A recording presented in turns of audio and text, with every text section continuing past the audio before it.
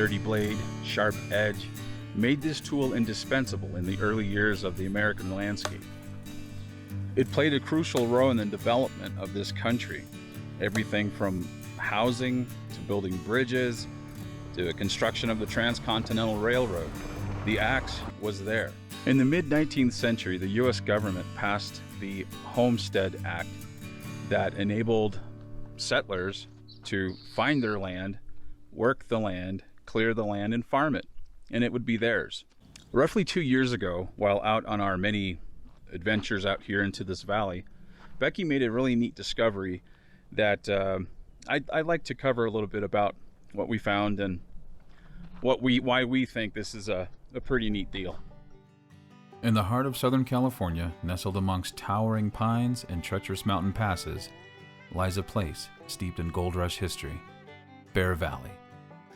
It's a story of rugged individuals, relentless pursuit, and a discovery that would forever change the landscape of this region.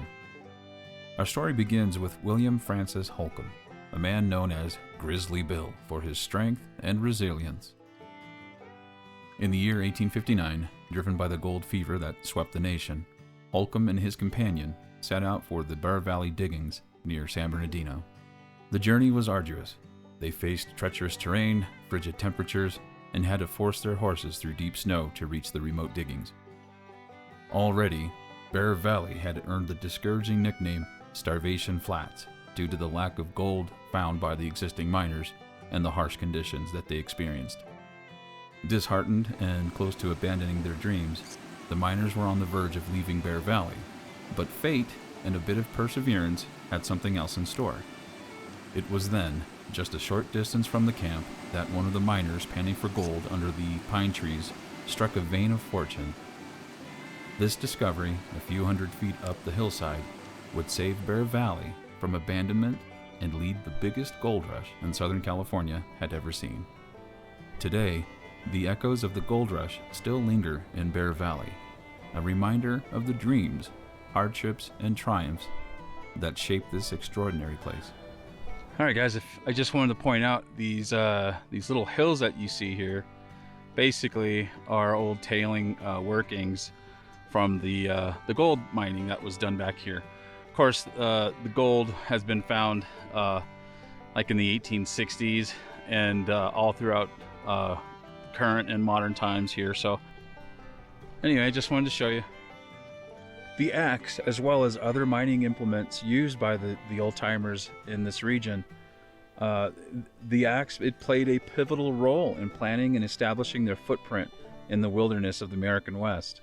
So why the history lesson? Well, it's easy. We wanted to draw a line between what was found with those who were in the valley in the late 1850s. And I think we've done that, which is why we think this find is a pretty neat deal. This is a piece of history. It's a tangible link to the rugged pioneers who carved out a life in the heart of Southern California's gold rush. This Collins and Company axe, dating back to between 1835 and 1843, it was recently donated to our local museum for display. The markings on the axe head basically tell us a lot here. It tells us that the Collins Manufacturing Co. is the stamp on the axe head, cast steel, warranted. This identifier it shows the manufacturer, a company known for its high quality tools, established in the state of Connecticut. And a link in the video description can be found for even more history on the company and its markings that start with this one that we have, and other markings of later years into the 1960s. When you met the lady from the museum, and I don't need to know her name or anything, but when you handed it to her or gave it to her, what did she say? Well, she was actually very thrilled about it and loved it, actually, and she wanted to show one of the blacksmith people, but they had already gone home.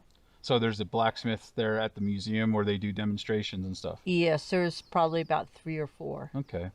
And what did she say then about, like, as far as finding it and, you know, whatnot? Well, she asked where I found it, whereabouts I found it, and I told her pretty much the location in Holcomb Valley.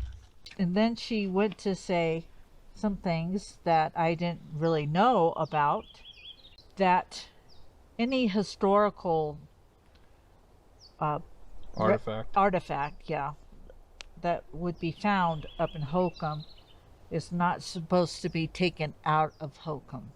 I didn't realize that. And because pretty much everything at the museum was taken from Holcomb Valley. So a lot of people had done it, and I'm just glad I donated it to the museum where other people could see it. Exactly. Yeah, I mean, you dig out an axe head or a shovel, and you don't think much of it until you clean it up, and then you realize that it's got some age to it, and oh man, hey, this is an artifact. So, you know, that's pretty much what happened is, you know, we got the axe, it took you a while to clean it, and then once we did the research on it, we realized, you know, hey, this came from the 1830s. Yeah. You know, so Yep.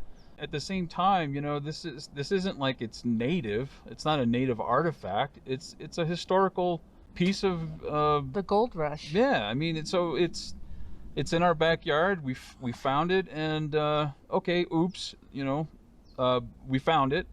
But regardless, it's now in a safe place where thousands of people can enjoy it each year Right. at the museum. Instead of sitting under a ton of A ton of dirt and- and not knowing that it was there. And exactly. So, you know, it's a part that everybody could look at and say, "Wow." yeah, You know.